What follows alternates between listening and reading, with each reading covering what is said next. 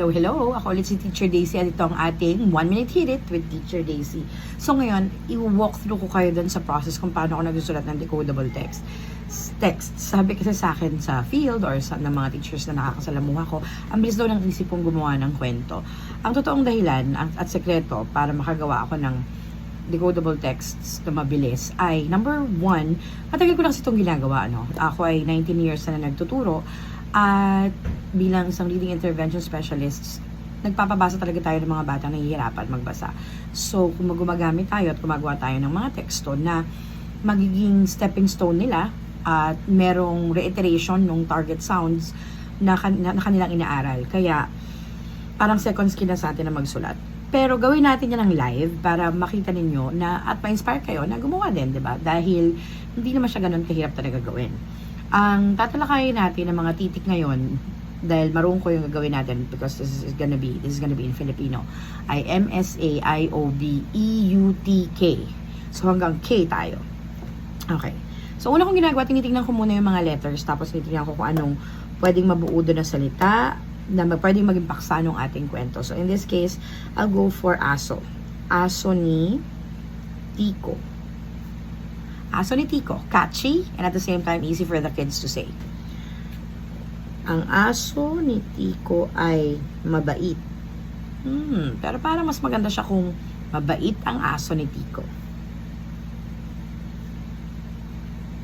Pangalan, si Bibo ang aso ni Tiko. Paglalarawan, buntot ni Bibo ay mabalahibo. Si Bibo ay matabang aso. Gusto ni Bibo ang buto. Gusto ni Bibo. Gusto din ni Bibo ang tumakbo. Mahal ni Tiko si Bibo.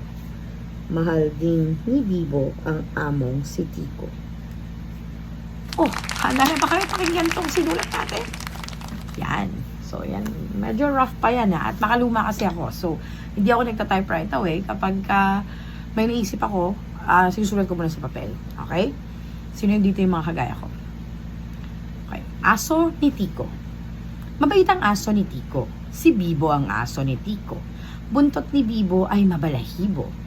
Kung makikita nyo, yung buntot, wala pa tayong letter N, wala pa rin tayong H para dun sa mabalahibo, pero magiging lang tong high frequency words which will eventually become sight words kapag nakasanayan na nila yon, no? Minsan, if they're familiar with most of the letters in the list, like yung buntot, no? Butot. Tapos pwede na lang ituro na buntot. Okay? Si Bibo ay matabang aso. Gusto ni Bibo ang buto. Gusto rin ni Bibo ang tumakbo.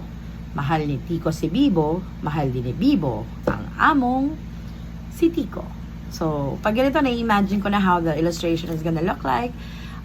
Just, a kid and a puppy playfully running around and probably playing catch. So, catch me again. Yung pagsulat natin, 1 minuto lang yun ha. Mahaba ang video, pero ang pagsulat ay 1 minute hit it with Teacher Daisy. See you.